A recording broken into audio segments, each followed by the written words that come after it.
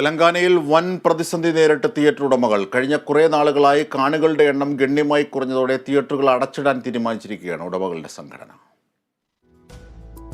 തെലങ്കാനയിലെ 250ഓളം തിയേറ്ററുകളാണ് അടുത്ത 10 ദിവസത്തേക്ക് താൽക്കാലികമായി പ്രവർത്തനരഹിതമാകുന്നത്.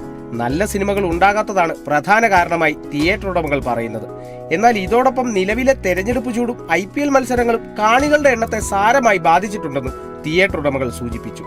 അതുകൊണ്ട് തന്നെ തെലങ്കാനയിലെ മിക്ക തിയേറ്ററുകളും കഴിഞ്ഞ കുറെ നാളുകളായി ഏറ്റവും കൂടുതൽ ആശ്രയിക്കുന്നത് മലയാള സിനിമകളെയാണ്. 2024 തുടക്കം മുതൽ മികച്ച സിനിമകളാണ് മലയാളത്തിൽ പുറത്തിറങ്ങുന്നത്. ഏറ്റവും ഒടുവിൽ റിലീസായ ഗുരുവായൂർ അമ്പലനടയിൽ മികച്ച പ്രതികരണമാണ് പ്രേക്ഷകരിൽ നിന്ന് നേടുന്നത്. ആദ്യ ദിനത്തിൽ 3.75 കോടി രൂപയാണ് ചിത്രം സ്വന്തമാക്കിയത്. ഈ വർഷം ഇറങ്ങിയ മലയാള സിനിമകളിൽ ഏറ്റവും ഉയർന്ന മൂന്നാമത്തെ ആദ്യ ദിന കളക്ഷൻ കൂടിയാണിത്. അവധിക്കാലമായതുകൊണ്ട് തന്നെ കുടുംബ പ്രേക്ഷകരുടെ എണ്ണം മികച്ച രീതിയിൽ ഉയർന്നിട്ടുണ്ട്.